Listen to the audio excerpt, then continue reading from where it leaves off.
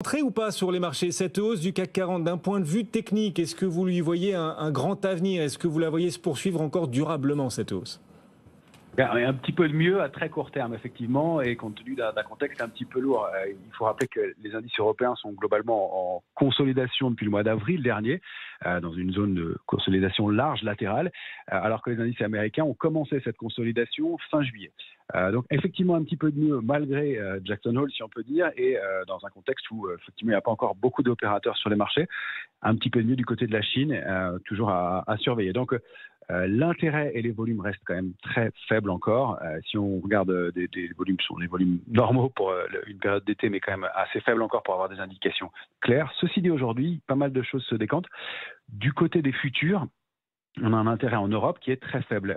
Pour vous donner un ordre de grandeur, le nombre de contrats futurs ouverts sur l'Eurostoxx en moyenne sur un an, c'est 4 millions de contrats futurs. Au mois d'août dernier, c'était 4,5 millions. Et là, on est à 3 millions de contrats futurs. Donc, il y a vraiment un intérêt très faible des opérateurs qui sont en retrait. C'est moins le cas du côté des marchés américains où là, l'intérêt est plus franc et ne s'est pas vraiment débouclé malgré la période de consolidation. Du côté des marchés dérivés, toujours sur les options et donc sur le ratio de couverture des portefeuilles, on a des ratios qui sont équilibrés à optimistes, c'est-à-dire que les opérateurs ne sont plus dans la zone de complaisance qu'on constatait au mois de juillet. Ils ont couvert un petit peu plus leur portefeuille et on a une volatilité qui s'établit un petit peu en dessous de 16, c'est-à-dire qu'on est quand même relativement vigilant, donc signe que dès qu'on a des petites accélérations baissières comme on a pu en connaître notamment il y a une dizaine de jours, il y a du soutien. Ça ne surprend pas des opérateurs qui sont relativement prudents. Et d'un point de vue technique toujours, quand on regarde les indices, vous diriez quoi, que le potentiel à la hausse pour la suite, il est plutôt aux États-Unis désormais qu'en Europe, Romain? Pour l'instant, ce sont effectivement les indices américains qui continuent à surperformer. Maintenant, on est en phase de consolidation sur les indices américains. Donc, on mesure la force d'une tendance à l'ampleur de ces consolidations. Or, ce que nous indiquent le Nasdaq et le S&P 500, c'est une chose intéressante. Ils ont retracé respectivement et ont rebondi mollement pour l'instant, mais en tout cas ont préservé les 23,6% de retracement de Fibonacci. C'est le premier niveau de retracement qu'on peut escompter quand un marché consolide, et de toute la hausse qui a été entamée en octobre dernier et qui se serait terminée manifestement fin juillet. Donc effectivement des indices qui sont plus forts pour l'instant et qui entament la semaine plutôt du bon côté de la barrière. Si on zoome sur le S&P, graphiquement, on est dans un petit canal baissier et surtout une zone de congestion latérale. Les niveaux à préserver, c'est 4364, 4327.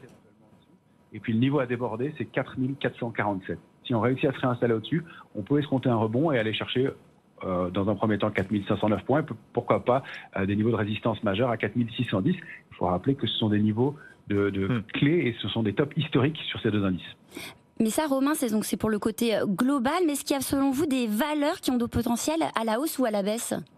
Oui, effectivement. Encore une fois, ça se décante un peu. On avait un été un peu mou du côté des signaux techniques et puis là, ça s'améliore. Alors, on a quelques actifs et qu'on regarde et de façon globale, il y a l'économie digitale et l'intelligence artificielle qui se forment de paniers de valeurs. Des trackers, et bien sûr, performent un peu.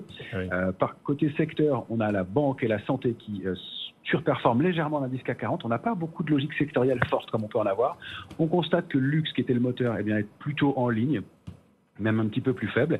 Et puis, il y a un secteur qui nous intéresse très particulièrement, ce sont les matières premières en général, et le pétrole en particulier. Nous, on travaille sous forme d'un panier qui s'appelle le CRB, c'est un panier de plusieurs matières premières, mais on voit que des trackers, des paniers de valeurs aussi, sur les valeurs pétrolières se comportent bien. Parmi les valeurs qu'on extrait, on a Total Energy, Technip Energy, ou encore éventuellement Valourec, qui est un petit peu plus recovery, un peu différente dans son profil, mais qui donne des signaux intéressants. Merci Romain. Romain Daubry avec nous depuis Bourse Direct. Vous nous accompagnez d'ailleurs Romain jusqu'à la clôture des marchés, même au-delà. Vous êtes notre fil rouge. Vous nous tenez par la main vraiment au cœur de cette séance pour aller, oui, aussi apporter des clés d'agilité. C'est bien notre idée pour cette nouvelle saison. L'agilité en plus pour nos auditeurs et téléspectateurs. N'hésitez pas Romain à nous interrompre. Les amis, la vie des marchés, elle se joue aussi de plus en plus sur les réseaux sociaux. On va les mettre en valeur d'ailleurs dans un instant.